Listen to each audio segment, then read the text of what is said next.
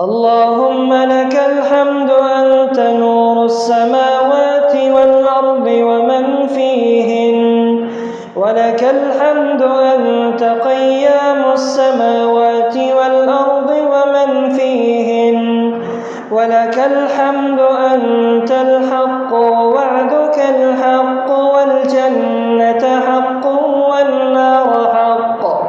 اللهم اغفر لنا وللمؤمنين والمؤمنات والمسلمين والمسلمات، وألف بين قلوبهم وأصلح ذات بينهم، وانصرهم على عدوك وعدوهم. اللهم العن الكفرة الذين يصدون عن سبيلك ويكذبون رسلك ويقاتلون أولياءك. اللهم خالف بين كلمتهم وزلزل أقدامهم وشدد شملهم ودمر بنيانهم.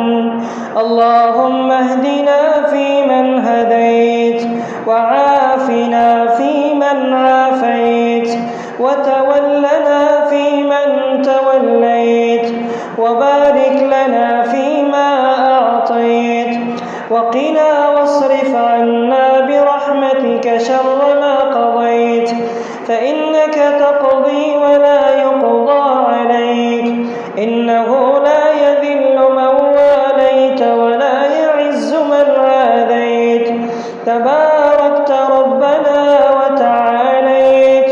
نستغفرك اللهم من جميع الذنوب والخطايا ونتوب إليك. اللهم انصر الإسلام والمسلمين، اللهم انصر الإسلام والمسلمين في كل مكان. اللهم ارحم المسلمين في غزة، اللهم ارحم المسلمين في فلسطين. اللهم انصر الإسلام والمسلمين في كل مكان يا رب العالمين. اللهم اغفر لنا ذنوبنا، اللهم اغفر لنا ذنوبنا إنك أنت الغفور الرحيم. اللهم أنت القوي ونحن الضعفاء، نشكو إليك ضعف قوتنا وقلة حيلتنا وهواننا على الناس يا رب العالمين. اللهم إنا نسألك الجنة الفردوس، اللهم إنا نسألك الجنة الفردوس ونعوذ بك من النار